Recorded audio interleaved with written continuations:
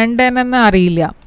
ഇവിടെ നിങ്ങളുടെ ഏറ്റവും വലിയ ചാലഞ്ച് തന്നെ ക്ലാരിറ്റി ഇല്ലാത്തൊരു സിറ്റുവേഷനാണ്. അപ്പോൾ നിങ്ങൾക്ക് ക്ലാരിറ്റി ഇല്ല, നിങ്ങൾക്ക് ഒരു ചോയ്സ് സെലക്ട് ചെയ്യാനുള്ള ക്ലാരിറ്റി ഇല്ല. എന്താ വെച്ചാൽ ഞാൻ പറഞ്ഞ മാതിരി പാസ്റ്റിൽ ഒരു ഡിസപ്പോയിൻമെൻറ്റ് ഉണ്ടായതുകൊണ്ട് നിങ്ങൾ കുറേ പേടിച്ചാണ് ഇരിക്കണത്. ഓക്കെ, നിങ്ങൾക്ക് ഒരു റോങ് ഡിസിഷൻ ഇപ്പോൾ എടുക്കണം എന്നില്ല.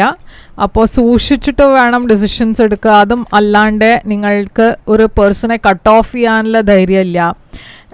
ആ പേഴ്സൻ്റെ കൂടെ നിങ്ങളുടെ സിറ്റുവേഷൻ ഒരു സ്റ്റാഗ്നൻറ്റ് സിറ്റുവേഷനാണ്. നിങ്ങളോട് യൂണിവേഴ്സ് പറയണത് എന്താ വെച്ചാൽ ഈ സിറ്റുവേഷനിൽ ഒന്നും മുമ്പോട്ട് പോകുന്നില്ല. അതുകൊണ്ട് നിങ്ങൾക്കൊരു ടഫ് ഡിസിഷൻ എടുക്കാനുള്ള സമയമായിരിക്കണു. ഈ സിറ്റുവേഷനെ ഒരു വേറെ രീതിയിൽ കണ്ടാൽ നിങ്ങൾക്ക് ഇതിൽ നിങ്ങൾക്കൊന്നും ഒരു കാര്യമില്ല ഈ സിറ്റുവേഷനിൽ. പറഞ്ഞാൽ നിങ്ങൾക്കൊരു ബെനിഫിറ്റ് ഒന്നുമില്ല ഈ സിറ്റുവേഷനിൽ. അതുകൊണ്ട് എന്തിനാണ് നിങ്ങൾ ഈ പേഴ്സണെ നിങ്ങളുടെ ലൈഫിൽ വെച്ചിരിക്കണേ? ഇവിടെ നിങ്ങൾക്ക്